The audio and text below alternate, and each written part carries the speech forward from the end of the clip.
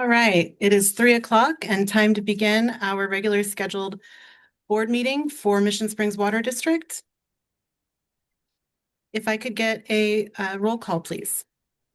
Director Meyerhoffen. Here. Director Martin. Here. Director Sewell. Here. Vice President Griffith. Present. And President Duff. Present. Thank you. We have quorum. And we won't need to have remote attendance approvals, so we will move on to Pledge of Allegiance. Director Sewell, can you please lead us today? Hand over your heart. Ready, begin. I Pledge allegiance to the flag of the United States of America and to the republic for which it stands, one nation under God, indivisible, with liberty and justice for all.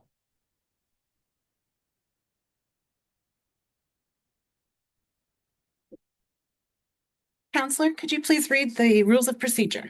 Yes, according to the rules of procedure adopted by the Board of Directors, all notice meetings are conducted using Rosenberg's Rules of Order as procedural guideline. Directors should refrain from responding directly to public comments at meetings of the board.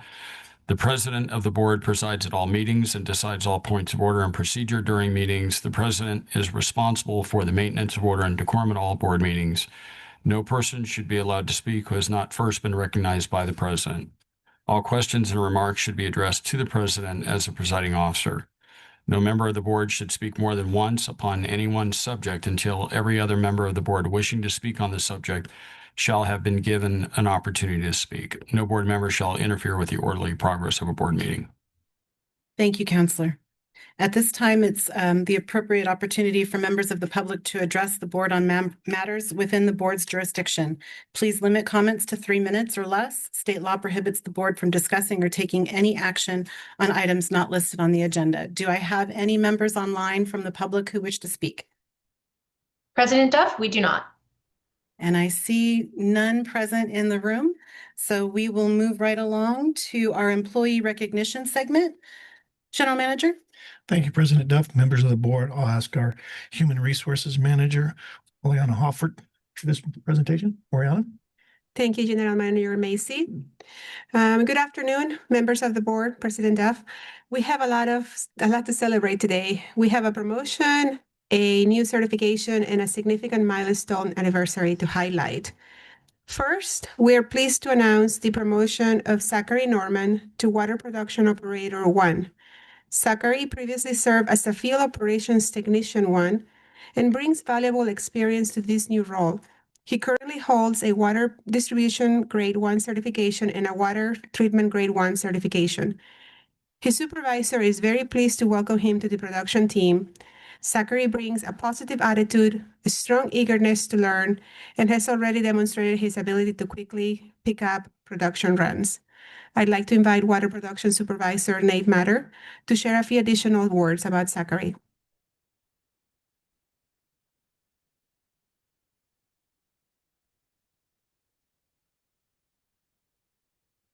Good afternoon, Madam President, members of the board, General Manager Macy, and Assistant General Manager Marion. Just wanted to say congratulations to Zach. He's been a great addition to our team. He's been doing a good job trying to pick up as much as he can, as fast as he can. So we're taking it easy. I'm not throwing too much at him, but he's doing really, really well. So we're glad to have him on the team. He's got a good attitude on him, and he's meshing in with our team really well. Thank you. Thank you. We're also pleased to share that Field Operations Technician 1, Richie Andrade, has earned his Water Distribution Grade 2 certification. This achievement reflects his commitment to professional development and continued growth in his role at the district. I would like to invite Construction and Maintenance Supervisor Jason Weekly to share a few additional words about Richie and his accomplishment.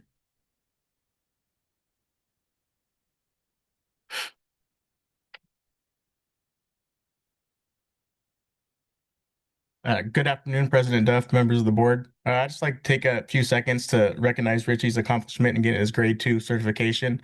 He's a great asset to Mission Springs Water District, and I'm very happy to have him part of construction and maintenance. So thank you, Richie. And that's it. Thank you.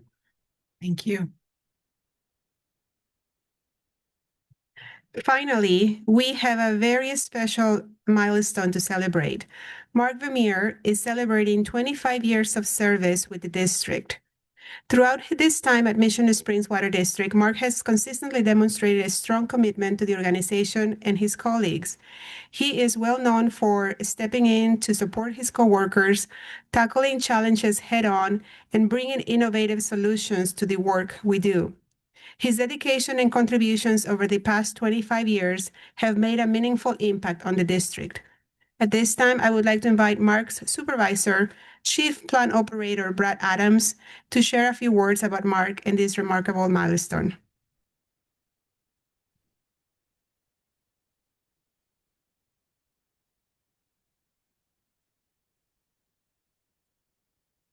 Thank you, Ariana. President Duff, members of the board. I'm proud to be here today to congratulate Mark Vermeer on his 25th anniversary with Mission Springs.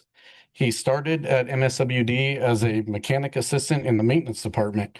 He is now a member of the wastewater team. Being relatively new to this organization, I haven't got a chance to know my staff very well. Although with Mark, it doesn't feel like that. Feels like I've known him forever. He was not shy to jump in and welcome me to the team. He is friendly, knowledgeable, and very helpful.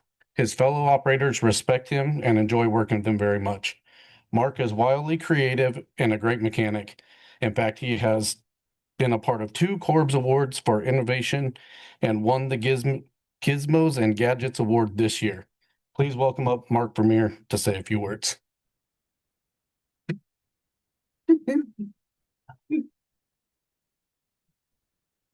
President Duff, members of the board, General Manager Macy, Assistant General Manager Champion. I want to say thank you. It doesn't feel like 25 years, you know. I have fun doing what I do, and all the different departments and just my crew now. Everybody that I work with it's fun to come to work, and I don't feel like it's been 25 years. I got a lot left in me. I don't want to burn out. So, but you guys have me for a little bit longer. But I want to say thank you to HR for dealing with me over the years. As far as all my injuries, accounting, payroll, what else? Can't think of anything else at the moment. I'm at a loss for words, really. It's been a blast. Thank you. Thank you. I have a question for Mark, and just a question I wanted to ask you. It was 25 years, and according to my math, you must have been about, what, 10 years old when you started working here? I was 34. I don't know what kind of vitamins you're taking, but I want some. I don't sweat the petty things. Okay. That's my advice. I don't really take vitamins, or eye vitamins. That's it. But because if these go, I'm done. I'm sorry. Anything else? I asked. Anybody want to know what it's been like? Oh. It's been a rush, but I don't want to take up any more time. See you at the retirement party. Congratulations. In another 10 to 15, 20 years. Right around. Thank you. Thank you. This concludes our Human Resources report for today. The management team and I genuinely appreciate and commend our employees for the dedication and commitment to the district and serving our customer. Now, if we would take a few moments for the picture, the cake. Excuse me for interrupting. Go General ahead. Manager Macy, would you have that young man come back up to the podium for us? Oh, Zachary? Yes, Sure.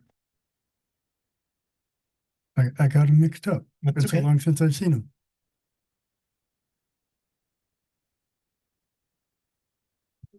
President Duff and members of the board. Hi, thank you. Oh, Go ahead, Director. I put you on the spot here, Zach. I hope you don't mind. How long did you wait to get a job here at Mission Springs Water District? well, I've been talking to people right across the street since I was 17. I'm 22 now. So I've been here and there trying to make my way over here. So it's a privilege to be here. And you're enjoying it? You'll be here another 25 years, I hope? Love it. Yeah. Good. It's everything I'd hoped for and more. So I just want to let you know, I appreciate your perseverance. You wanted to work here and you're finally here. And I congratulate you for what you're doing and keep up the good work. thank you, Director. Thank you. Appreciate it. Thank you. So we will take a brief break from the meeting for some photographs, and then we will return in about 5 minutes.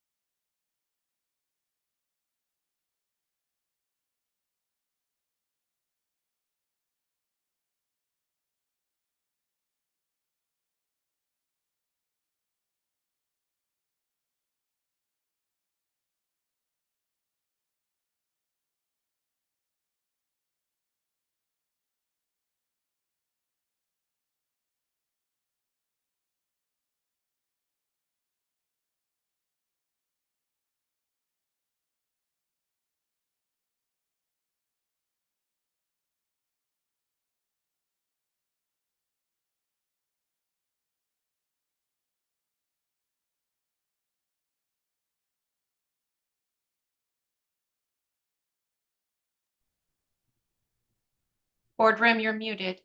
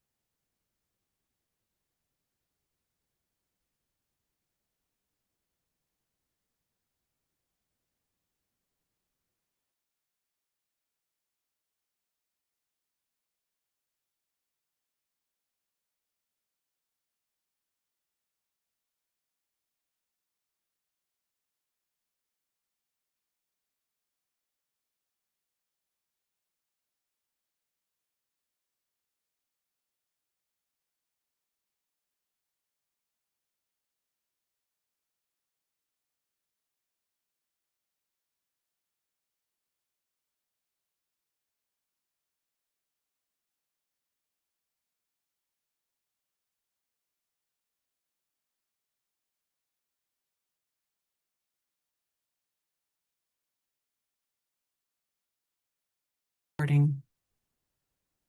All right, thank you for everyone's patience, and we will get started with our action items. Number 8, Mission Creek Subbasin Annual Report for Water Year 24-25. It is recommended to receive and file the Mission Creek Subannual Report for Water Year 24-25, prepared for the Coachella Valley Water District, Desert Water Agency, and Mission Springs Water District by WSP Environmental and Infrastructure, Inc. General Manager Macy. Thank you, President Duff. Members of the board, I'll ask Assistant General Manager Champion to provide some guidance to this item. Marion? Thank you, General Manager Macy. Good afternoon, President Duff and members of the board. Today we have Rick Rees. He's our consultant who helps us with our Mission Creek Subbasin Plan. He's our chief hydrologist on this, and he's here remotely, and he's going to give you a great presentation on the status of Mission Creek. Go ahead, Rick. Thank you. Good afternoon, Madam President, members of the board. So we have a presentation we're going to share, I think.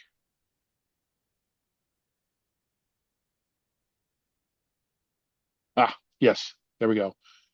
Yeah, so I'll talk about the annual report. Go ahead to the next slide. All right, give you the summary of progress first. For water year 2024, groundwater production in the Mission Creek Subbasin was approximately 12,900 acre feet, or about 23% less than historical highs of 2006.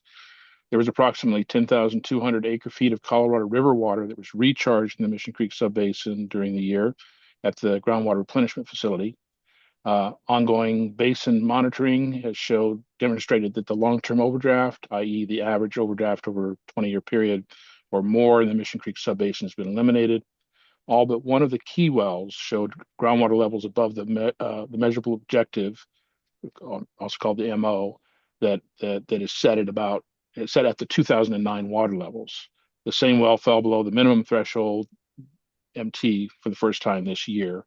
The MO and the MT for this well were identified as provisional, and they were subject to change based on new information, and these new thresholds will be looked at and modified during the next alternative plan update that's currently being worked on now and is due in January 1st, 2027.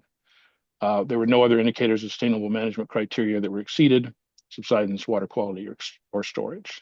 Next slide. This slide shows the water balance. It's a graphic of the water balance. On the left-hand side is the inflows, and on the right-hand side are the outflows. And you can look at the numbers there. But again, the highlights of that are that we had about 10,000 acre feet of artificial recharge, and that really makes the difference in the change in storage. So that is really what's causing the change in storage to be a positive, about 4,900 acre feet for the year. Next slide. This one shows historical annual change in storage over time. And there's a lot of information here, but the gray bars are the change in storage, and you look over to the right-hand side in 2025, it's positive 4,900 acre feet, which is what we just looked at now. And if you go backward in time, you can see that it fluctuates over time. Sometimes there's negative change in storage, sometimes a positive change in storage. There's the groundwater production is in the orange line at the bottom, and it shows that that since 2006, which is the maximum groundwater production is decreased over time. But the main thing of this one is to show the 20-year average, 10 and 20-year average. And even though there's a lot of this fluctuations going on, that the change in storage is pretty much remaining close to zero, especially on that 20-year average, which is a good thing. Next slide. This slide shows where it's kind of a zoom in of the Mission Creek Subbasin, where the production wells are, and this shows the key wells in the Mission Creek Subbasin. There is the groundwater replenishment facility is shown as that little wedge up near Highway 62 and in the northwestern portion of the basin, and associated with that replenishment facility is a groundwater monitoring well shown in orange. We'll see a hydrograph of that in a minute, but that's where that's located.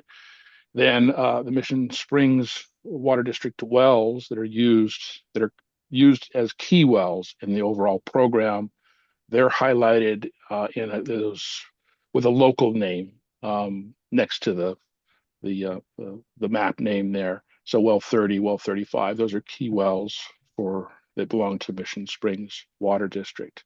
And then also shown on this map is well 33. That's located in the Garnet Hills sub area, but I'm showing it here because it actually results in imported water that goes into the Mission Springs subbasin because not all the water is used in the Garnet Hill area, and so it results in a net recharge into that subbasin. Next slide. This slide shows groundwater replenishment over time and a hydrograph of that well up near the Mission Creek subbasin replenishment facility, excuse me. And so you can see that there's a great correlation between when water's recharged, which are the blue, histograms extending up, and then the water levels, which are in orange and feet above a datum. And more recently, that we see that's the case when they put 10,000 acre feet. This year, we see good close to 60 feet of water level change as a result of that. Next slide.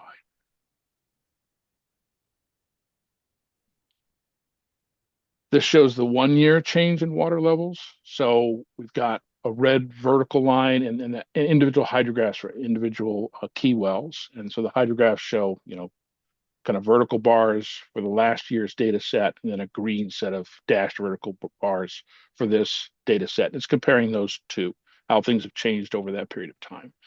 And for the 1 year, it shows that there's a lot of increase up in the northern part of the basin where the replenishment facility is, and that's based on replenishment that's occurred up there, this water year and the previous water years, and it hasn't quite worked its way into the rest of the subbasin. That takes time, and so the rest of the subbasin has got a decrease, but up near where they're recharging, it's got an increase.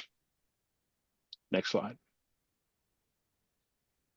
And this shows the groundwater level changes since 2009, and 2009 is kind of the level that we want to keep water levels above that. That's kind of our baseline water level that we want to have. And this shows a very positive story. Again, the red vertical line shows 2009 in the little hydrographs, and then the green shows the current. So that's the comparison of the two is shown on this plot. And overall, positive water levels since 2009, ranging anywhere from 20 to 5 feet positive water levels, which is showing that we are on our sustainable track for this subbase. Next slide. This slide shows the measurable objectives and the minimum thresholds plotted on the hydrographs along with the water levels. And again, it's a different way of looking at things, but the green level is the MO and the red line is the MT. And we're in all cases, we're above the measurable objective, with the exception of one well, which is 4P01, which is located on the western side and the southern part of the subbasin. It's the hydrograph that's the second one below the top on the left-hand side, and it shows kind of a decline that eventually has reached the MT this year. And again, we think that's going to be adjusted just based on our review of the data. We've known this for some time, but that will be adjusted and we'll be above that level. Next slide. All right, this slide shows data that we get from Department of Water Resources. It's the satellite data, the INSAR satellite data that allows them to measure ground surface. This is a change in ground surface over time. And this shows how ground surface has changed in the last year. And it has changed. So the blue indicates that it's the changes somewhere between 0.1 and 0.1, negative 0.1 feet, dropping and positive 0.1 feet over the last year, which is essentially saying that there is no evidence of subsidence. It's all around zero for ground surface changes. Next slide. This slide shows the wells that exceed the hexavalent chromium MCL.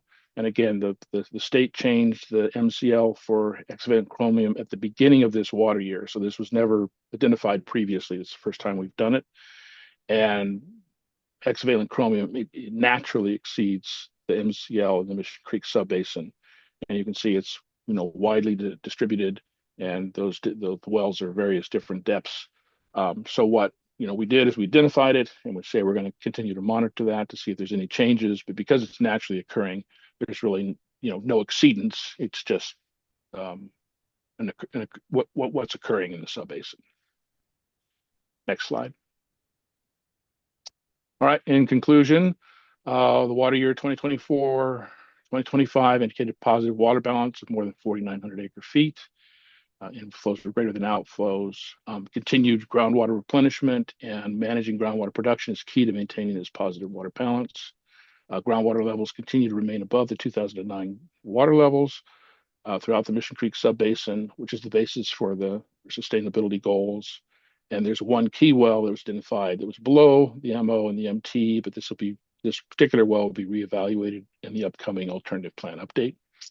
The new hexavalent chromium maximum contaminant level implemented in this water year resulted in kind of flagging of, if you will, of concentrations that were above the MCL. But because this occurs naturally, we'll just we'll acknowledge that and continue to monitor conditions over time. And beyond that, there was no other indications of sustainable management criteria that were exceeded. Next slide. Thank you. If there's any questions.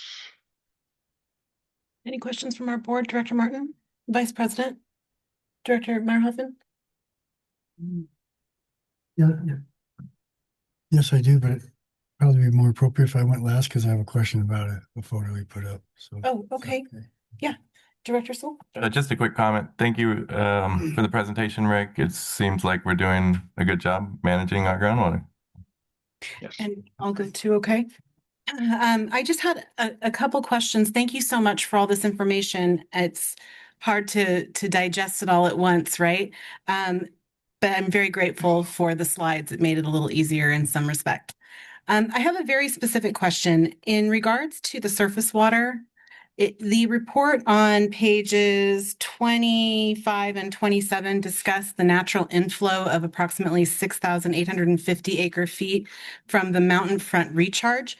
But on page 25, it's discussing about how the Hillary storm destroyed the stream gauge, and that both United States Geological Survey as well as the Riverside County Flood Control and Water Conservation District have no intentions of replacing that stream gauge. So how did the number get selected?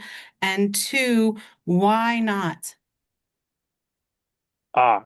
Two being, why aren't they going to replace it? Why are they not going to replace it, since estimations are what has caused so much of our problem in this state? It doesn't make sense to me with all the education we go to hear. They're so critical about making sure we have accurate data. And it seems like if they're not replacing something that needs to be there, then our data isn't accurate.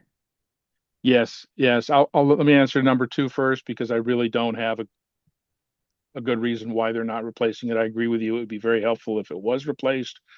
But I just don't know. Okay. Yeah, sorry about that. The first one I can answer Go ahead. very easily, and that is what we do is we took the groundwater model. The groundwater model is the best way to estimate what that mountain front recharge is, and because you can calculate how water level fluctuations change over time with precipitation, and you get a really good idea of what that inflow is. So we used the groundwater model that we did in 2020 for the 2021 alternative update, and we took an average of that over 10 years. And that's what we use every year to get that mountain front recharge. And it's kind of a placeholder until we do the next model, which we're working on now. And then we'll actually get actual numbers for that and we'll place them. But it's a placeholder for that number. That's how we do the groundwater balance. Okay.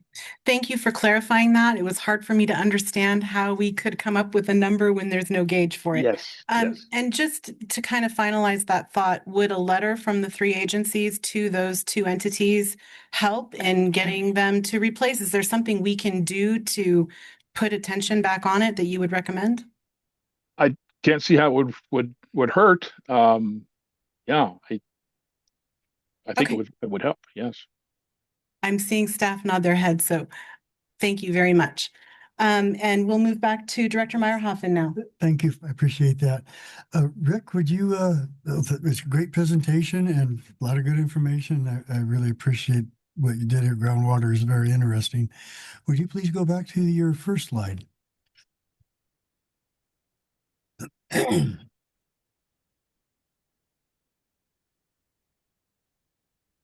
Go back the second slide. There we are. The mountain, the photo of the mountain that you have there. What's the significance of that? Was it once underwater or Yes, I'm going to look at mine. I've got that. Yes. Okay. So those are that's the Indio Hills. Okay. And there are marine sediments in there. But the mostly line it's, we're looking at I'm sorry. top the rust colored line that we're looking at, that's the sediments. It shows you the orientation of the sediments and how they've been tilted. And the nice thing about this one is in the Indio Hills, they're consolidated sediments. So although they bear water, they don't bear very much water. And this shows you just how old these are. These are much older sediments than the ones that occur in the basin where we have groundwater, and also that they've been, structurally tilted. And yeah. Oh, all right. Thank you. I was curious. I knew there was something going on here, and I appreciate that extra information. You bet. Anything else from the board?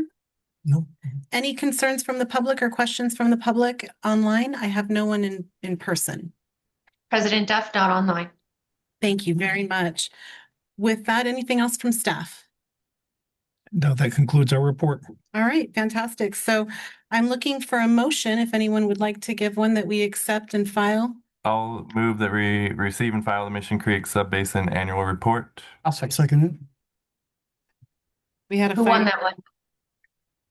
Director Meyerhoffen. Thank That's you. because I was watching you. And roll call, Dory. Director Meyerhoffen, Yes. Director Martin, Yes. Director Sewell, Yes. Vice President Griffith, Aye. and President Duff. Aye. Thank you. Motion passes. Thank you very much, Ms. Petey. We will move on to number 9, contract amendment number 9 with West Yost for regulatory reporting, permitting, and design services. General Manager Macy. Thank you, President Duff, members of the board. On Thursday during our study session, our engineering manager, Eric Weck, provided a PowerPoint presentation that discussed the key points of this contract amendment, which are the dissolved solid annual report, as well as permitting and design services related to the percolation ponds adjustment, both a total of $56,000. Eric, is there anything you'd like to add to your report from Thursday? No, sir. With that, that concludes our report. We'll be available for any questions. Are there any questions from the board, Director Meyerhoffen, Director Sewell, Director Martin? Nope. Vice President? And I have none. We addressed them on Thursday. So with that, I'm looking for any questions from the public. Anyone online? No, ma'am, Questions not or online. comments? Thank you. And we'll look for a motion I move. I'll second it. and a roll call vote, please. Director Meyerhoffen, Yes. Director Martin, Yes. Director Sewell, Yes. Vice President Griffith, Aye. and President Duff. Aye. Thank you. Motion passes. Thank you. Moving right along to number 10, award of contract for Little Morongo and 19th Avenue Res BCT solar site repairs. General Manager Macy? Thank you, President Duff, members of the board. On Thursday during our study session, our Director of Operations provided a comprehensive PowerPoint presentation and discussion regarding the repairs that are needed at our existing REST BCT facility. Danny, is there anything you'd like to add to that report from Thursday? With that, that concludes our report, and we are both available for any questions. Any questions from the board? No. Vice President? Director Meyerhoffen? Just a comment. Okay, go ahead. Excuse me. I really appreciate Mr. Friend and Assistant General Manager Champion and General Manager Macy, listening to what I had to say about this project, and I'm really glad we're all working together as a team because I was concerned about the future of some of the other solar projects. But the way this is turning out, we took a bad thing, flipped it around, and it shows that we can be okay with future things with solar projects that may go wrong. And this is all going to work out in our favor, I believe. So thank you for your cooperation and working together as a team. I appreciate it. Director Sewell? And I have nothing further. I'll look for any comments or questions from the public. Madam President, not online. Thank you so much. And with that, I'll look for a motion. So moved. We'll give that one to Director Martin. And with a roll call, please. Director Meyerhoffen, Yes. Director Martin, Yes. Director Sewell, Yes. Vice President Griffith, Aye. and President Duff. Aye. Thank you. Motion passes. All right, moving right along, number 11, award of contract for the GQPP AD 15 area M2 sewer construction and water line replacement project. General Manager Macy. Thank you, President Duff, members of the board. On Thursday, our engineering manager, Eric Webb, provided a PowerPoint presentation. In that PowerPoint presentation, we discussed some of the issues that we're having from a grant funding perspective and that the bids came in higher than we estimated the construction cost to be as part of the grant funding process. One of the things that during the question and answer session was exactly how would we handle that. So with that being said, our engineering manager put together the exhibits you have in front of you. If you were to follow this area at the very south end, you'll see Dillon Road, which is where the sewer is built, and we will be picking it up. And then you'll see everything that's got the AD 15 M2 as it goes to the north. Just for discussion purposes, the blue lines are water lines. The green lines are sanitary sewers. You can see that there's no sanitary sewers in the M2 area. That's the area that we're looking to put sewers into. The question is how would we decide what gets sewered or not sewered as part if the funding does not become available? We hope that we are going to continue to get the funding. Staff has not made a decision of what areas would get funded or not funded as we go through the agreement, just to make sure. Some of the concerns that we have is the school that's at the far north of the property, basically where you see the 12-inch ACCL class 150. The school is right there. The question is, how do we best get to that location, knowing that that is obviously something that we want to try to get to as quickly as we can. But in reality, if you follow the way the green lines go in the opposite direction of the arrows, everything goes to the south. So starting at the south and moving north is how we would start to get there. And then it's sending what roads that we do not want to do. But we're still looking at and evaluating that. But we still hope that we get a fully funded project, and we're working with the state to do so. So I know that we don't have a defined answer of what would be served and not be served, but I think this exhibit here is showing that everything goes from the south to the north, and we need to work through a couple of issues to make sure that we get the most bang for our buck. So with that being said, Eric, is there anything you'd like to add to that discussion? No, sir. I think you spelled it out pretty clearly. So if there's any questions, Eric and I are available. Any questions from the board? Director Meyerhoffen. Yes, I remember about 3 years ago when we first started this, I was saying, well, because it's in my district, they won't have to worry about paying for anything. Now they may have to come up a little bit of something if we don't get the funds. It's hard to determine what's really happening right now. So it's a possibility, but right now we're looking at hopefully everybody gets funded and the residents won't have to pay for anything. Absolutely. That is still our goal. Okay, good. Thank you. Director Sewell. If we do approve today, it doesn't mess us up should we not receive the funding. Correct. We'd have to go through a change order process and negotiate if we were not to get funding. But yes, what you're accepting today is the actual contract amount. And then we can always do deducts if we don't get the appropriate funding or go through the assessment process that I think Director Meyerhoffen mentioned. And would that come back to the board if we don't get the funding on how to? Yes, make that would definitely come back to the board. Okay. All right, thank you. Director Martin, No. Vice President? Yes. Kind of two. One, are we picking up the two parks there also? So if you look at this exhibit, you'll see where I want to call it a brown line or a very dark red line basically goes between those and goes south. Mm-hmm.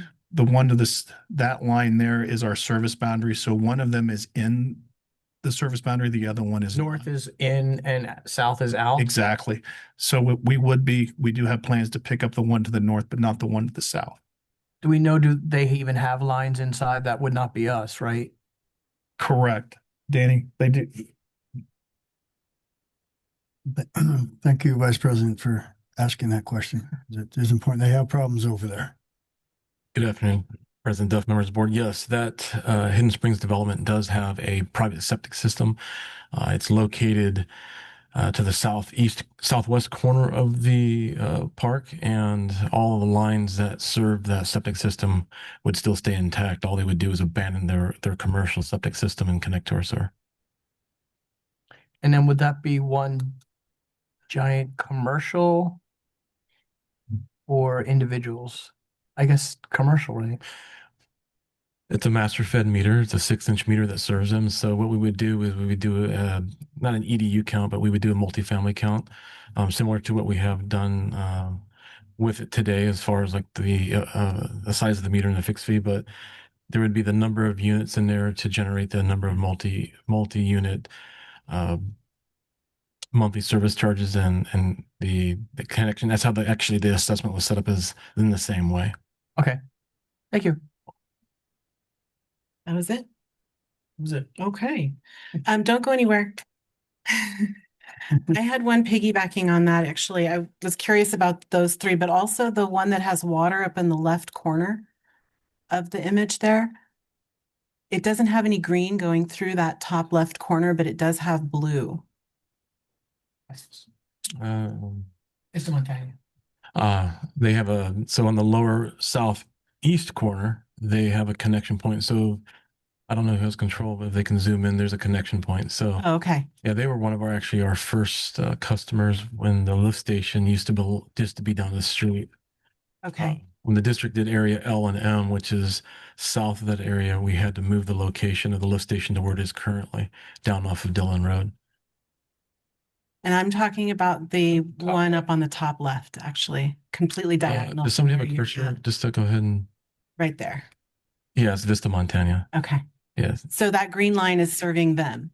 So essentially the green line coming up, if you zoomed in, you'd see that there's an extra line. Yeah, go down. Okay. There you go. There's a little stub that you have to probably pull that up a little bit, but there's a stub that basically serves them.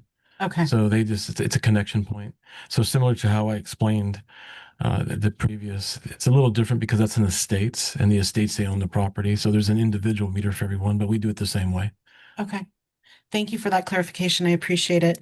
And then piggybacking off of Director Sewell's question, General Manager Macy, if we are unsuccessful at convincing the state to give us the full amount for the project they already approved, would we be able to do portions? Like, would we just, I know that it's all up in the air, but would it have to go on hold completely and cause a lot of construction payment delays? Or would it be, we would go to a certain extent and then stop? We would do a certain specific area. Okay. And then just stop at that area. So instead of doing the whole area, if you can zoom out just a little bit, Eric. If you can see this, the way that the M1 is the section just to the west of this, how you can see how some locations it comes across and joins at a specific road, then goes north. We do the same thing. We would pick up certain streets and not do other streets. Okay. It's not the way we would want to do it, but if we did not get the funding, that's what we would be looking. We'd create a primary trunk and then. Yes, and Okay. then connect off of that. Thank you very much. Any other questions from the board? Yeah.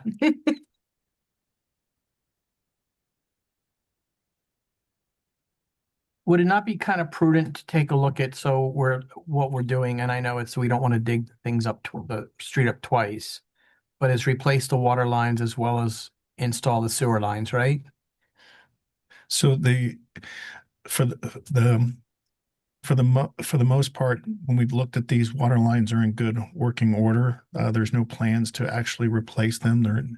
From that perspective, there's no excessive leaks. There are areas where there are rear yard easements, Right. and that's the ones that we are definitely moving. No, okay, but if you were to take that portion out, would you not be able to then install more sewer if we cannot get all the money?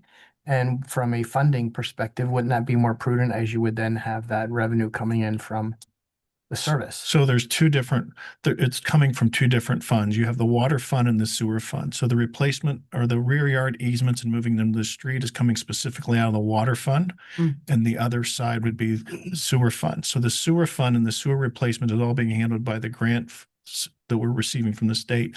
So if we were to we can't commingle the funds. We can't go from water and move it to the sewer. So if we don't do the sewer in that area, we're not going to do the water either.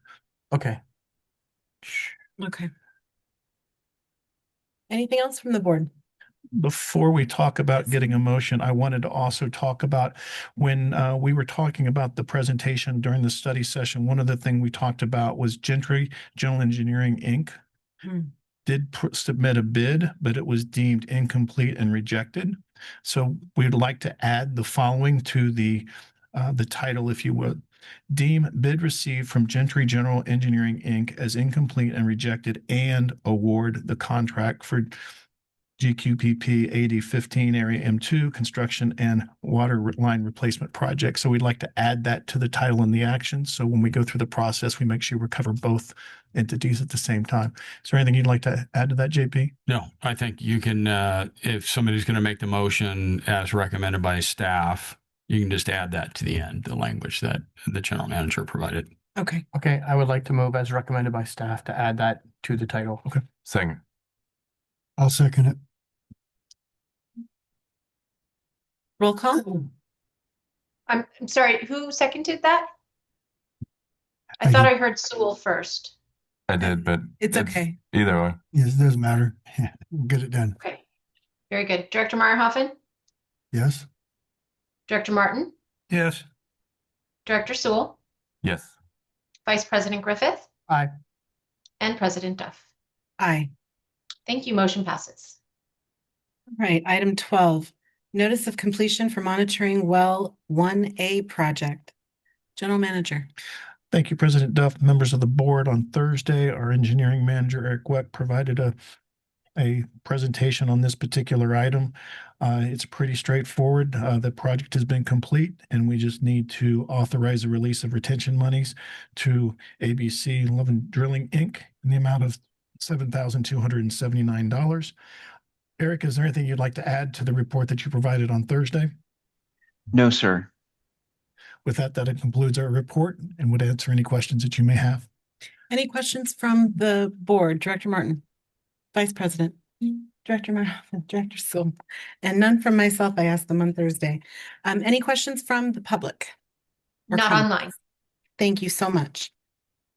With that, I will ask for a motion So move. Second. and a roll call. Director Meyerhoffen, Yes. Director Martin, Yes. Director Sewell, Yes. Vice President Griffith, Aye. and President Duff. Aye. Thank you. Motion passes. Thank you so much. 13, review and adopt the updated MSWD strategic plan. General Manager Macy. Thank you, President Duff. On Thursday, we did provide a presentation regarding updating our MSWD strategic plan, and I believe we did have a change, and I'll ask Assistant General Manager Champion to provide an update. Thank you, General Manager Macy, and good afternoon again, members of the board. On Thursday, I did provide an update of 2.4.1, adding in our recycled water program and how we might phase that in. Also, I wanted to bring forward on SMART goal number 5, environmental sustainability. After speaking with one of the directors, it was recommended that we add something in about solar panel technology and ensuring that we adopt the most efficient and cost-effective solutions over time. So I looked at the strategic plan, and I feel like the easiest place and the most logical place to put it would be under 5.1.1, key success measure number 1. Instead of just saying add solar panels to district facilities and convert low electrical use sites to solar, I'd like to add with periodically evaluating advancements in solar panel technology to ensure the district adopts the most efficient and cost-effective solar solutions over time. And that is the end of my updates. Thank you very much. Any questions from our board, Director Meyerhoffen? Thank you very much, Assistant General Manager Champion, for putting that in. And thank you, General Manager Mason, for answering my text message on your day off, even though you were still in the office on your day off. So thank you guys for the great teamwork. You two work really good together as a team. I appreciate that. Thank you. Director Sewell. I'll just say I'm really impressed with our strategic plan over the last couple of years and how we've continued to implement it. When I first got on the board, I know we had a strategic plan, but it was talked about few and far between. So I think it's a benefit for our public, for the board, and hopefully for staff as well to just see how everything we do kind of aligns to our overall goals. So thank you. Thank you. Director Martin. No. Vice President. No. I just want to take a moment and say thank you. We all had shared concerns at the beginning of our strategic plan process 2 years ago now, over 2 years ago, that it would be a shelf sitter, right? We were all really worried that it would be a document that sat somewhere that collected dust and that was it. I'm really happy to see, not just today, not just in this motion, but in every item you guys bring forward, you're reminding us where in the strategic plan it told the staff to move forward in this way.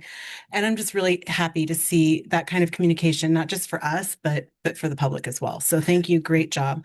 And with that, I have a thought. Yes, you're absolutely right. You made me remember that meeting, the strategic plan, and how this all went. And I remember making the comment to the young lady who was the consultant on it. And I said, well, if we continue with the general plan, we won't have a need to hire you again. And she actually agreed with that. And here we are 3 years later or 2 years later, without having to hire, we're all doing it on our own here. I think that's wonderful that we did this. Agreed. Thank you. The only comment I want to make is that I hate the table of contents layout. And you can let our consultant know that it's just my own personal, I hate it. Anyway, Noted. Thank you so much for the rest of that. With that, any comments from the public? President Duff, not online. All right. And with that, I'll entertain a motion, please. So moved. I'll second it. And a roll call? Director Meyerhoffen, Yes. Director Martin, Yes. Director Sewell, Yes. Vice President Griffith, Aye. and President Duff. Aye. Thank you. Motion passes. Thank you. And lastly, we have a second amended, number 14, second amended and restated General Manager Chief Engineer Employment Agreement. It is recommended to approve the second amended and restated General Manager Chief Engineer Employment Agreement between Mission Springs Water District and General Manager Brian Macy. Mr. Macy has recused himself on this item, given that it involves his contract. On February 17th, 2026, Board President Duff and Brian Macy, with the assistance of District Council and under the board's direction, negotiated an amended and restated employment agreement. The updated agreement clarifies the terms regarding salary advancement and cost of living adjustments and extends the contract by 1 year, setting the new end date at February 8th, 2029. Regarding some of the key provisions, the second amended and restated general manager's employment agreement sets the general manager's annual salary at $264,056. The term of the second amended and restated employment agreement will now end, as I mentioned, on February 8th, 2029. The 401A retirement contribution is set at $410.40 per pay period. The automobile allowance is set at $810 per month, and all other terms of the general manager employment agreement remain unchanged.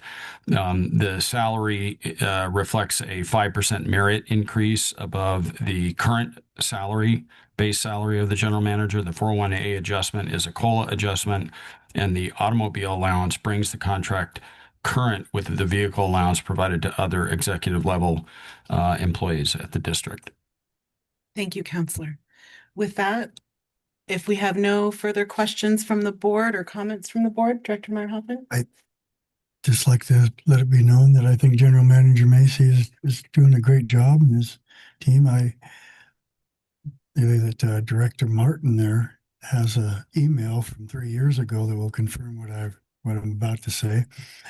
When I was in the Marines, I worked in G1 headquarters, and we didn't have all the computers, so I was delivering the mail. And part of my job was to deliver the mail because it was all civilians, and to keep an eye on everything in those offices when I went there, which explains to your staff why I'm always noticing something. And I've noticed that over the last 3 years that there's more work being done. There's more, it doesn't seem like everybody's stressed out. And everybody's working together as a team to get something done. And I see the teamwork on the management in here.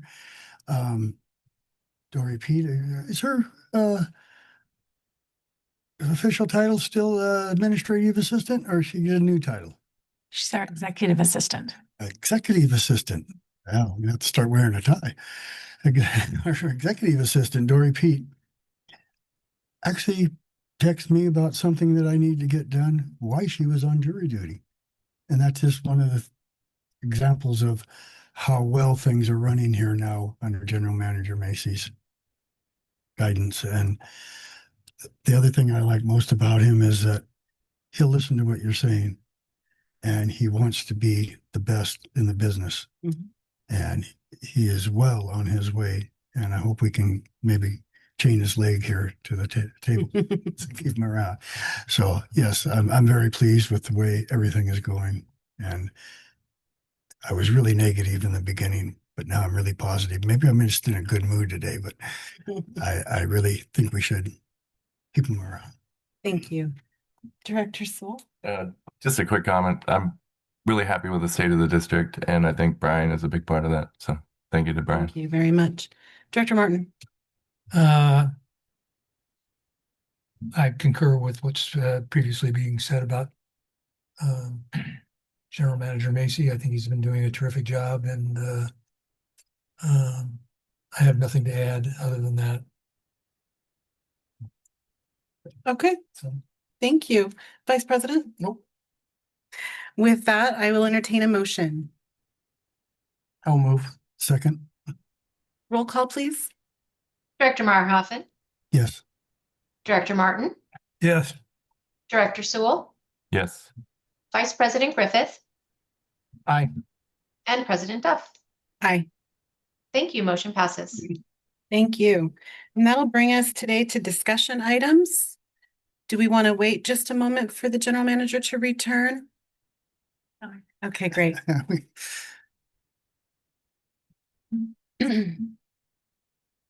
Thank you, Counselor.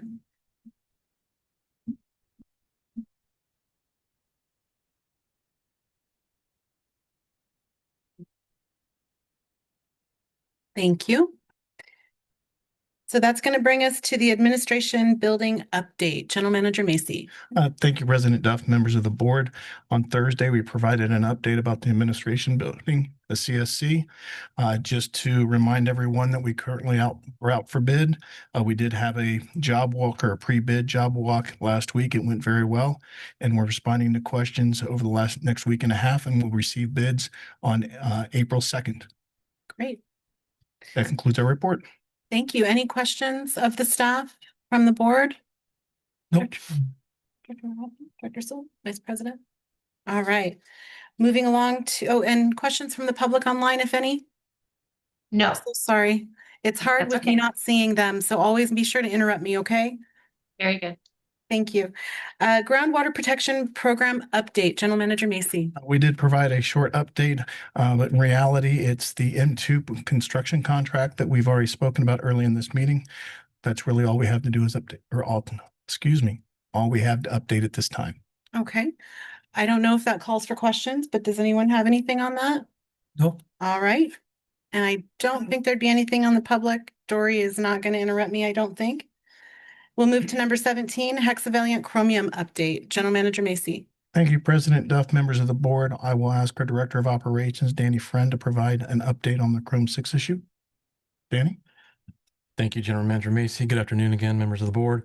Staff wanted just to bring a quick update to the board. There were a lot of moving parts as we've talked in the past.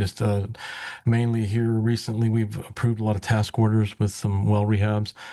So well 28, 27, and 30, they are the key wells that we were talking about as far as our compliance plan and how we were going to get through the summer months. But final redevelopment is underway for well 28. The small amount of water is contained behind some straw wattle that you may have seen for those that are out and about town going down Little Morongo. So we expected it. We put some preventative measures in so debris wouldn't hit the roadway. So far, it hasn't crossed, but you see signage out there. We've worked with the city. But that project is going very well. Well 27, the brush and bale activities and repairs have commenced. So that is another well that'll help us get through the summer months while we have most of our Chrome 6 wells offline. Well 30, a pre-construction meeting is scheduled for this week. And with those three sites, I don't necessarily need to mention well 42 because that was already in place, but those are some of the other items that are helping us get through our compliance plan and being able to comply with the issues that we're dealing with Chrome 6. As far as the staff is targeting the completion of these three projects in the next few months, so we're still optimistic with that. We'll be working with the state as we currently are on the permitting, or in this case, it affects 30 and 28. It's reactivation of the permit. So work continues with Corona Environmental Team on the preliminary design report for the treatment for at least 5 different locations. Following the Tier 2 public notification, we just adjusted our approach a little bit. So we're reviewing the final draft compliance plan ahead of the March 31st deadline. So those are some of the things, and we'll pivot back to that. But we're using the Corona team to help us. They actually put together the compliance plan. General Manager Macy and myself and other staff members are reviewing that so that we can get that completed. So it included an internal review of how we really felt bringing these other wells online, getting us through those summer months, if we were going to be able to comply by the October 1st. And we feel strongly about that. So we'll put the final touches to that. With the warm weather, we have felt a little bit of that has shifted some of the operational flexibility that we learned about being able to shut those wells off since December of 24. And so we had to implement some of those for the first time since we stopped that. So good challenge for the team, but that's my update for today. I'm happy to answer any questions. Thank you so much. Director Martin? No. Vice President? Director Marhoffen? Director Sewell? I just want to thank you for these updates. I think it's really important, not just for our board, but for the public to know what we're doing. And we have so much going on with this particular issue right now. And I know your plate has been overflowing. I just want to take a moment and say thank you to you and your team for everything that's going on behind the scenes to ensure that our public is being served safe water. So thank you. And please continue to bring these updates to the board. And if you need any assistance from us, please let us know. I do have one question. Go ahead, Director Martin.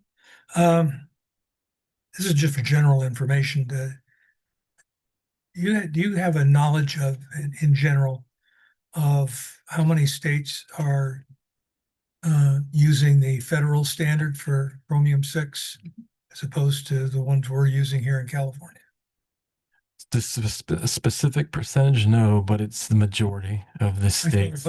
Majority of the states in the nation comply under the federal guidelines. Federal, yeah.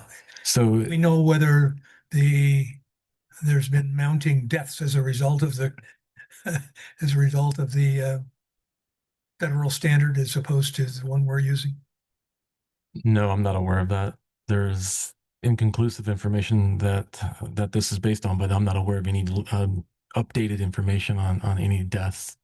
So yeah, and what you're essentially alluding to is total chromium which is Chrome 3 and Chrome 6 at 100 parts per billion, Yeah. and 50 for total Chrome 6. Well, for most states that don't necessarily even monitor or have an MCL for Chrome 6. Yeah, yeah. Thank you. Thank you Welcome. very much. Anything else from the board? Anything from the public? No, ma'am, not online. Thank you. Thank you very much. Thank you. I'll pass the kind words along. Thank you. All right, with that, that brings us to the consent agenda. Would anyone like to have the consent agenda, any of the approval minutes or register of demands pulled for discussion? No, no. All right, with that, I'd like to move with a motion to approve consent agenda. So move. Second. We'll give that to Vice President the second. Roll call, please. Director Meyerhoffen, Yes. Director Martin, Yes. Director Sewell, Yes. Vice President Griffith, Aye. and President Duff. Aye. Thank you. Motion passes. And that brings us to director's reports. Does anyone want to go first? I'll go. It's all right with, Go right on ahead. yeah. Uh, February 9th through February 12th was jury duty that required me to limit my participation in a lot of meeting, stuff like that. So on the 5th, Desert Valley Builders Association legislative meeting. There's always a good turnout with representatives from districts, cities, county, and state.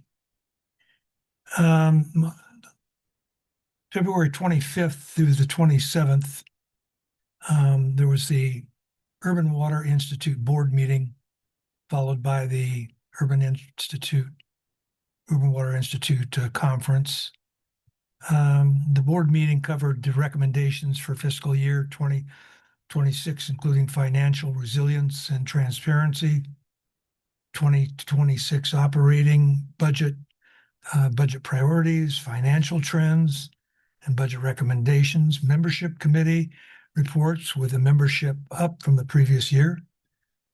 The conference, presentations on navigating change and shaping the future, changing water planning process. Also a discussion on SGMA's impact on the Central Valley, leadership in utilities, consulting firms, and regulatory agencies. Also, how to change public perception and improving trust in the services provided. Presentation on changing Colorado River water. One thing that did jump out at me was and I probably intellectually would have known this if you just asked me direct, but I was kind of surprised the board meeting through the board meeting and the general manager, how vast representation throughout the United States the Urban Water Institute is.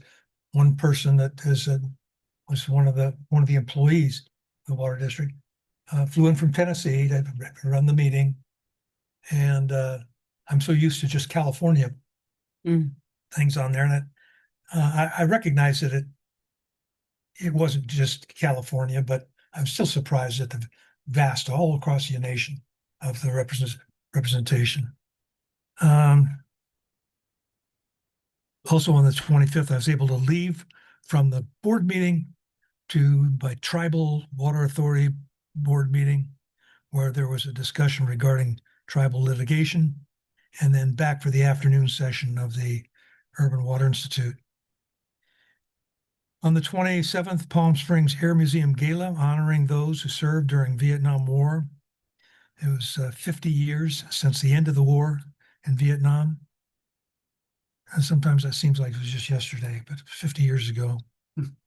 Interesting to me was seeing the honor guards from several countries participating in that. It was quite an event.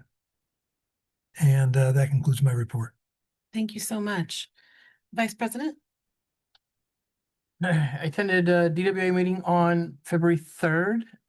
They did award a bond for potable reservoir maintenance project, and they discussed the DWR allocation, which as of February 3rd went up to 30%. I did the Aqua Legislative Symposium, and something I noticed between this and the next item that I went to was the best speaker was for me was the Politico reporter who talked about the governor's race. I just checked, there's still 10 on the Democratic side that have their hat in the ring. And if you've been paying attention, there's a little bit of beef between the two top contenders right now. So it's heating up a little bit. Some of the other presentations were not as exciting to me. That was probably, I think this year for both of them was a Politico, but the other one I did was the CASA. What's it called? The Washington DC Policy Forum. And that was also really good with a Politico reporter who had probably a little more information and a little more insight than some of the legislative insiders that were there. Some of them that were from different representatives' office were a little bit on the boring side. And and I think we all agreed on that. And then was it Lou Correa was there, and that was actually he was a really, really good speaker. Unfortunately, he didn't speak that long. I would have preferred to have had him on for an hour than some of those other people, because what he said was actually interesting and more information, or gave us more information about the things that we're looking to find out in terms of how the government is operating and what our chances are of getting any kind of funding this year. And that was the extent of my meetings this year. Thank you so much. Director Sewell. Sure. I have quite a few. February 3rd, DHS City Council was a pretty full house, but most of the audience was actually there just for an item related to the liquor license. Ultimately, is a conflict between two different convenience stores here in town. The permit was approved, but what I thought was interesting was in the census tract that the two stores are located, we have typically there's 4 liquor licenses, or that's what's recommended for a census tract to have. And we have 10 liquor licenses with 8 in operation. The majority of the items I was actually interested to hear were in their consent calendar, so they were just all lumped together with one action. But one of those was a second reading to increase council and mayor compensation. February 5th, Riverside County Flood Control. The Commission for Zone 6 approved a 5-year capital improvement plan that'll be recommended to the Board of Supervisors for approval. On the plan, there are 3 projects within our district in Desert Hot Springs. Line A is just east of our Horton plant down Verbena. Then there's Line C1 in the Highlands by Redbud Road and the Pearson Boulevard Detention Basin, which is part of the Tuscan Hills development. February 10th, Greater Coachella Valley Chamber of Commerce. The mixer was here in Desert Hot Springs at the new Desert Community Animal Center, which is being run by the Greater Palm Springs Animal Allies. It was well attended from people all over the valley. They gave tours of the facility and shared they're extremely busy. They have appointments already booked out for the next 3 months. Dirk Voss was there and spoke on behalf of the city. Then on February 24th, Greater Coachella Valley Chamber of Commerce was a joint chamber meeting with Palm Springs Chamber of Commerce. It was held at the Palm Springs Airport. It was a bit odd to go through TSA to go to a mixer, but it was really informative. They did a tour and shared about the future growth of the airport and that whole project. They're hoping to have 5 additional gates open by the 2028 Olympics, and the overall expansion will roughly double the amount of gates. February 25th through the 27th, Urban Water Conference. I thought it was a good conference. It was just not very optimistic, I feel like. Their keynote speaker was Joel Metzger, and he's the planning and project management at Department of Water Resources. He just took over the job earlier, I think this year or end of last year. He spoke mostly on the 2028 California Water Plan, but he did have one thing that really stuck out to me, and he said, "We are much more dysfunctional at the state level than I had thought, and that's not just DWR, but many of the state's agencies." I thought it was interesting you said that. A session on Sigma was probably the most depressing. The Central Valley is really struggling and seeing land values basically plummet, especially in the South Valley, just to pumping restrictions. They're seeing a lot of subsidence, and so family farms are really dying or selling to corporations, but I guess the purchasing by the corporations is really slow just because they see how far the values are dropping. So it's pretty much just waiting them out for rock bottom prices. The State of the Colorado River was another session. They had 3 presenters, one from Colorado, one from Arizona, and one from California. I really liked the presentation by Catherine Sorensen from ASU. But the conflict between the states in the upper basin and the lower basin seems to not be improving. And just overall, they weren't very optimistic about working out an agreement. So that's all I have. Thank you so much. Dr. Meyerhoffen, did you want to add any comments? Yes, I'm sorry, I don't have anything for the Coachella Valley Water District for last month. This month, Director Stool will be filling in for me on those 2 meetings. Okay. In the BIA, I was wondering if you, President Duff, couldn't maybe get a hold of the president of the BIA for the Riverside chapter and ask him how we can better represent them and how we can interact with them. I don't think we've ever had that done before. Okay. Where maybe we can do something different to help them out more, because they do go before councils, water districts when they have building problems. And maybe they would like for us just to sit in the audience to say that this will also affect other districts or something. So however we can figure that out, and maybe talk with General Manager Macy, and you guys can get that all settled and let me know exactly what I should be doing when I'm going there. Great. Thank you. Thank you. All right, that leaves me for last, and I will try and keep this brief. On the 7th, I also attended the Palm Springs Air Museum Gala for the first time. It was a beautiful event, and it was, I'm really glad I got to go. I'll put it that way. I'm glad I got to go. I'm glad I got to be there. Being the daughter of a Vietnam vet, it was a little somber for me, seeing the wall that was traveling and at the Air Museum. And there was so much honor to those who enlisted, but not a lot said for those who were drafted. And that made me a little bit sad. Aside from that, great event.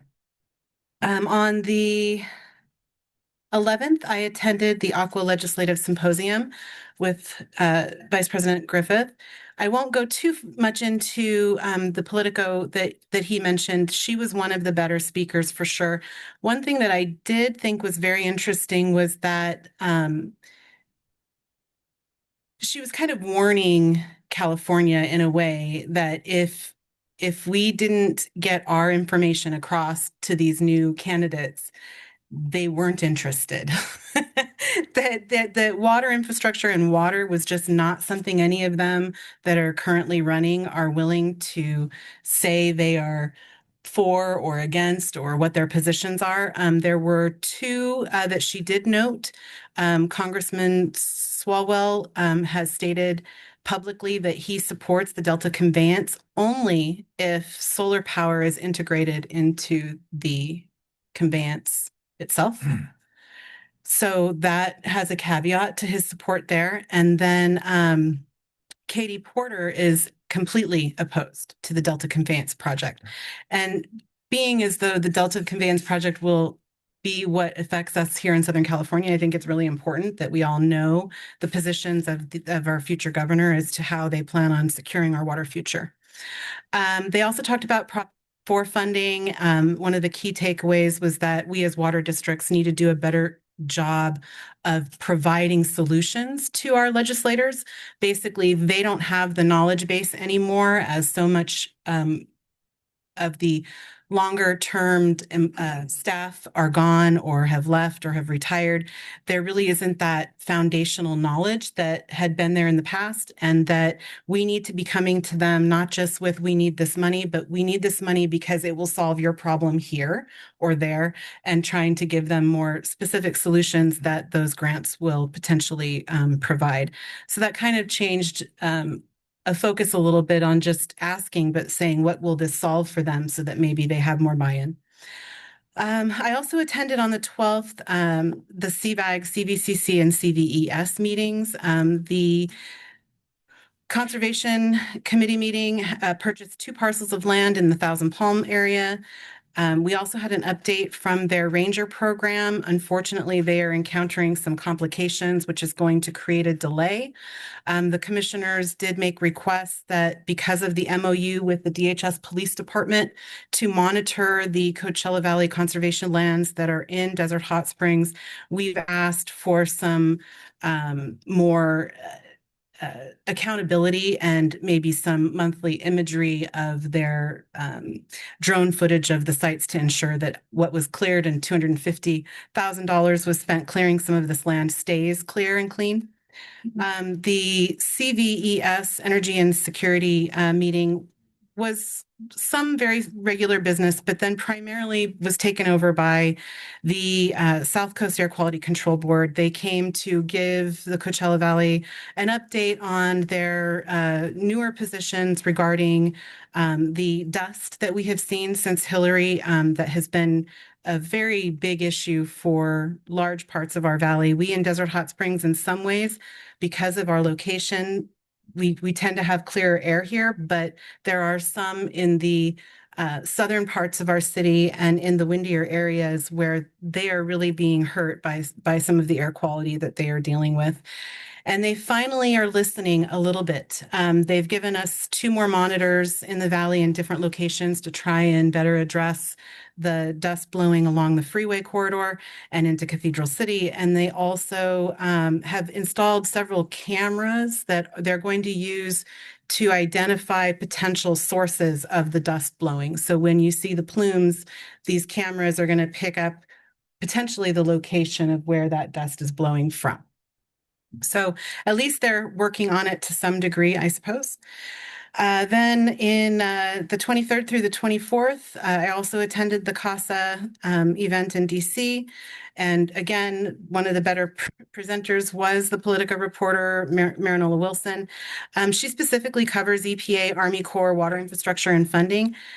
And what I found most interesting about her, the revelation she gave was that most of the funding waiting to be approved for distribution, meaning projects are already done or underway, and the projects were already appropriated and approved by all the other committees, and it's just waiting for that reimbursement check to be sent to the district.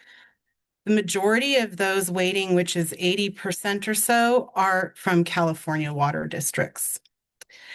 She basically insinuated that this appears to be an administration's targeting of potential political rivals in some way by holding money back from these different Democratic-led states, unfortunately. Also talked about, let's see. Oh, we had some new words. I wanted to share the new words. We were told to not use, sorry. I'm trying to cut my comments here, so bear with me one second. Don't use sorry. It's not politically correct. I apologize. Affordability is a no-no. And modern infrastructure, modernization, and resiliency are okay words. So those are good to know.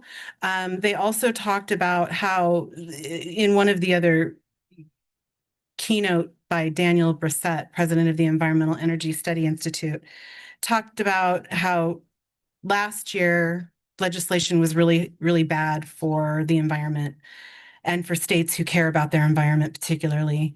But this year is looking to be just as bad. And he said it appears as though no one's going to want to work on anything until next year, and to do our best to get our needs out there and to make sure that we're establishing relationships, but being prepared for an entirely potentially new staff coming in at the end of the year. I also attended the Urban Water Institute Spring Conference.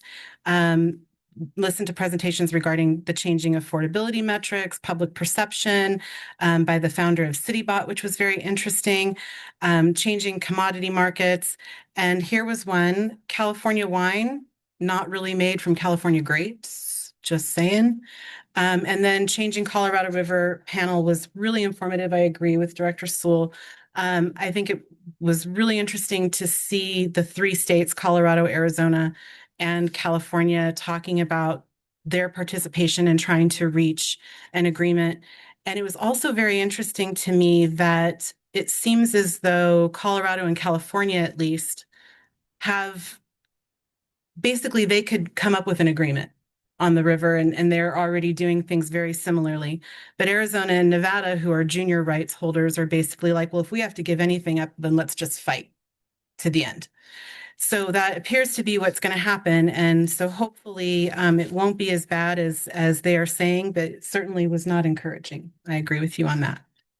And with that, that ends my meetings for the month. Sorry that it went so long. And then that takes us to any requests for future agenda items or requests from future meetings from our directors. Director Meyerhoffen, Director Sewell, Director Martin. You went over general manager's report, is that? Oh, no, you're right. I skipped it. Thank you so much. Sorry. I skipped the general manager's report. My apologies. General manager, please proceed with your report. Thank you, President Duff, Director Martin. On Thursday, we gave both the finance report as well as the public affairs report. We do not have anything more to add today, but obviously we're all available for any questions you may have. Are there any questions on the general manager's report for General Manager Macy, Director Meyerhoffen? Will you have a longer report next month? Possibly. Good. Anything from you, Director Sewell? Anything, Director Martin? No. Vice President? No. And I do want to just give a little thank you to Joey M. In reading the general manager's report. It looks like we had some blades that needed to be replaced, and he manufactured them and got a special call out in the general manager's report. So just want to extend that. And if anyone has the time, be sure that you've taken a good look at the fleet and facility maintenance. What they are doing on a monthly basis is incredible. So with that, I have nothing further either. Anything from the public? No, Yeah, ma'am, not online. Did you want to include the finance report and public affairs report on? We gave that on Thursday, but if there's any additional questions, there's there's nothing more to add to that. Okay. No. Thank you. Anything, Vice President? Director Sewell? Director Martin? All right. So that'll take us back to where we were a moment ago. Sorry about that. Director's comments and requests for future agenda items. Any general comments, requests for future agenda items, or requests for future meetings? Director Meyerhoffen. I just have a couple of comments. Director Martin, it is fascinating, all the people that are involved with what we're doing outside of this building. I never realized how many people and how much money is being spent to make sure that residents throughout the United States have good, clean water, potable water to drink. And it really is fascinating. I can't believe it. My other comment is a friend of mine wanted me to go all the way up to Lake Isabella to look at a piece of property. And what I found there is that realtors are the first people that you talk to when you go to look at a new area. You don't go to the city council. You don't come here to the water district meetings. It's the realtors that are the first people you talk to. This particular realtor up there in Lake Isabella, I couldn't care less if I ever go back. And I won't go into details, but the water part of that was when you go to look at a new area, look to see what the water is, what the water rates are. Is there any problems with their water? That's what I liked about Desert Hot Springs. Before I run for election, I was thinking about leaving, and I looked around and said, well, hey, we got good water here. Why would I want to go anywhere else? I like to drink water. So anyways, when we left, a friend said, yeah, he's interested in it. And I said, well, there's only one problem. That realtor didn't disclose something. He says, what's that? I said, the dam is going to break. There's a crack in it. We don't know when it's going to break, but they got they keep lowering the river or the level of the lake down to relieve the pressure on it. So you'll be right there on their way. So everybody needs to use their due diligence when they go look at property, especially young couples that don't know any better, get somebody that does. And realtors, please, I could tell a couple stories about our own community here. I won't. Please remember, you are the ones that are going to make the folks want to live there. The folks that are going to recommend you later because you've done a good job and you watched out for your clients. Thank you. Thank you. Director Sloan? Nothing. Vice President? No. Director Martin? All right. With that, I believe unless there's anything further from staff, There's not. all right, I can call this meeting adjourned. Thank you. And yes, General Manager.